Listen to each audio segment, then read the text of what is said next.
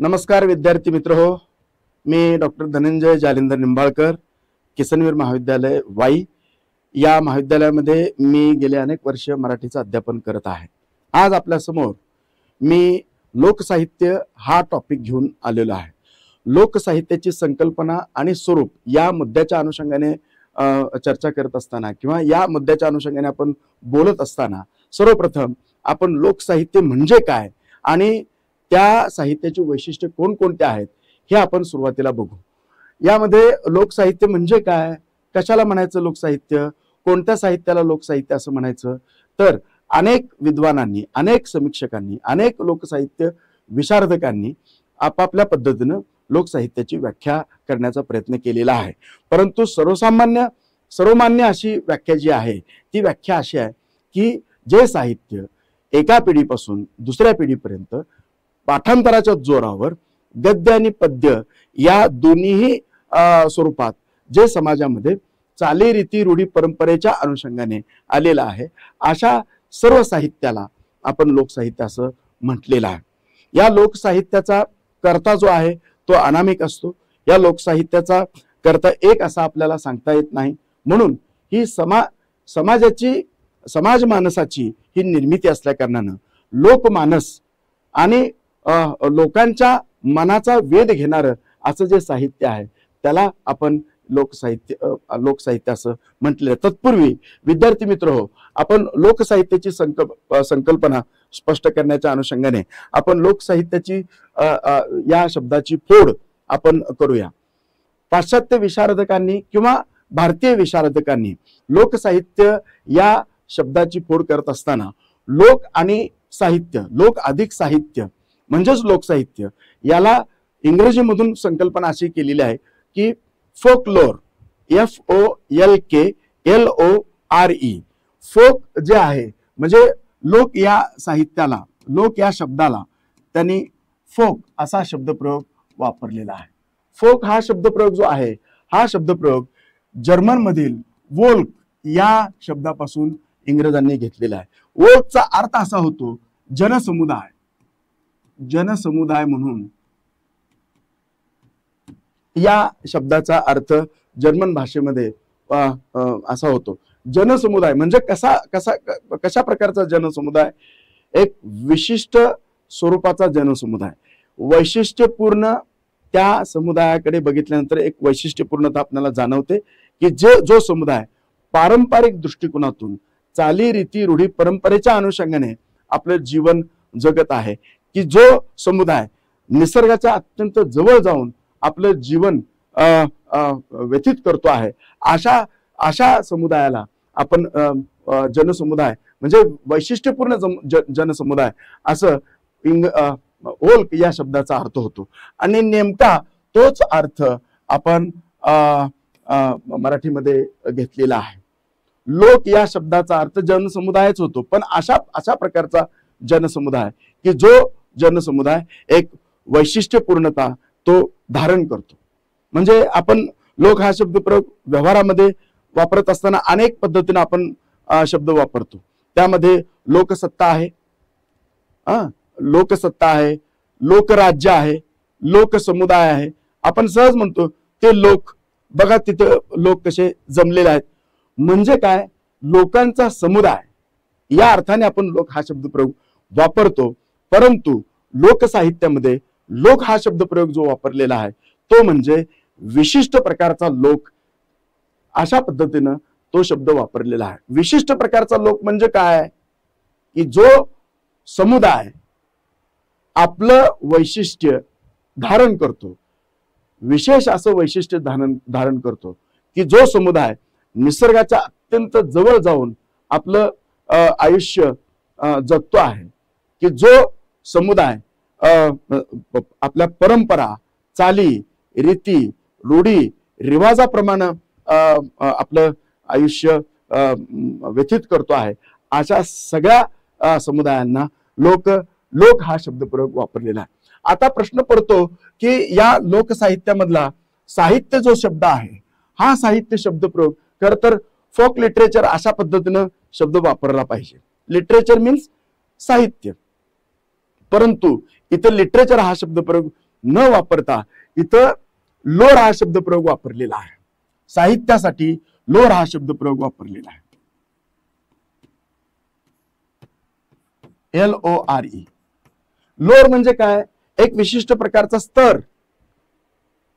स्तर या अर्थाने या शब्दाचा वापर इथं आलेला आहे. मग तुम्हामांच्या मनामध्ये एक प्रश्नचिन्ह असा निर्माण होतो की साहित्याला लोर हा शब्दप्रयोग वापरतात का? मित्र हो, एक लक्षात गोष्ट येते की साहित्य या शब्दाला लिटरेचर हा शब्दप्रयोग वापरला गेला पाहिजे होता. आपण यापूर्वी हे वाक्य बोललेलो आहोत. परंतु तिथं न साहित्य वापरता हा शब्दप्रयोग लिटरेचर हा शब्द न वापरता त्यांनी लोर हा शब्दप्रयोग वापरलेला आहे. लोर या शब्दाचा अर्थ काय होतो? तर एक स्तर, अशा प्रकारचा त्याचा अर्थ होतो. म्हणजे कुठला स्तर? एक वैशिष्ट्यपूर्ण स्तर लाभलेला असा जनसमुदाय.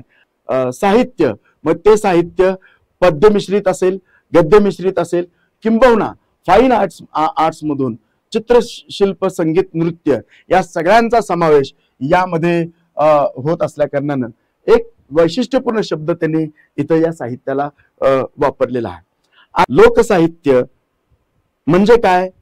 तर जे पिढ्यानपिढ्या एका पिढीपासून दुसऱ्या पिढीपर्यंत पाठांतराच्या जोरावर परंपरा, चाली, रीती, रूढी याच्या अनुषंगाने गद्य आणि पद्य मिश्रित जे साहित्य आलेलं आहे या सर्व साहित्यांना आपण लोकसाहित्य असं म्हटलेलं आहे. मग आता गद्य आणि पद्य मिश्रित म्हणजे काय? मग आता गद्यामध्ये लोककथा आहेत, नाही का? लोककथामध्ये अनेक उपकथा आहेत. म्हणजे त्यामध्ये दंतकथा आहेत, त्यामध्ये दैवत कथा आहेत, त्यामध्ये प्राणी कथा आहेत, त्यामध्ये वीर कथा आहेत, त्यामध्ये शृंगार कथा आहेत. या सगळ्या कथांना या सगळ्या कथा आपण समाजामध्ये एका पिढीपासून दुसऱ्या पिढीपर्यंत पाठांतराच्या जोरावर सांगत आलेले किंवा ऐकत आलेले आपण पाहतो आहोत. या आणि लोकगीत म्हणजे पद्य मिश्रित जे साहित्य आहे त्यामध्ये अनेक लोकगीत आहेत. यामध्ये स्त्रियांची लोकगीत आहेत, यामध्ये पुरुषांची लोकगीत आहेत, यामध्ये श्रम परिहाराची काही गीतं आहेत. पाठांतराच्या जोरावर याला ग्रांथिक स्वरूप प्राप्त कुठेही झालेलं नाही. म्हणजे या साहित्याला समाजामध्ये एका पिढीपासून दुसऱ्या पिढीपर्यंत समाजानं लेनदेन याच्या अनुषंगानेच हे साहित्य एका पिढीपासून दुसऱ्या पिढीपर्यंत चालत आलेलं आहे. यामध्ये आपणाला लोकसाहित्याचे आणखीन काही वैशिष्ट्य स्पष्ट करत असताना आपल्याला हे लक्षात येतं पहा की लोकसाहित्याचा कर्ता जो आहे, लेखक जो आहे, तो एक आपल्याला कुठेही सांगता येत नाही. कारण आता उदाहरणार्थ द्यायचं झालं तर हिरवे हिरवे गार गालीचे, हरित तृणाच्या मखमालीचे, त्या सुंदर मखमालीवरती फुलराणी ही खेळत होती, ही बालकवींची कविता. यामध्ये हिरवे हिरवे असंच म्हणावं लागतं, हिरवे पिवळे असं म्हणता येत नाही. का? कारण त्या सगळ्या शब्दांवर, त्या कवितेवर बालकवींचा हक्क आहे. आपणाला त्यामध्ये बदल करता येत नाही. परंतु लोकगीतामध्ये किंवा लोकसाहित्यामध्ये जे लोकगीत आहेत त्याच्यामध्ये त्याच्यावर एक लेखकाचा हक्क सांगता येत नसल्या कारणानं त्यामध्ये आपल्याला बदलही करता येतो. आता देवा सुरव्या नारायणा नित्य नेमानं उगवा, मया कपाळीचं कुक्कू 7 जन्मात टिकवा, ही पळसखेड मधली त्या विभागातली एक जात्यावरली ओवी आहे. ही ओवी नादो महानोरांनी आपल्या पळसखेडची गाणी या पुस्तकामध्ये प्रकाशित केलेली आहे. त्याबद्दल प्रश्न नाही. परंतु ही जात्यावरली ओवी जी आहे या ओवीमध्ये इतकं सुंदर वर्णन आपल्याला करून ठेवलेलं आहे.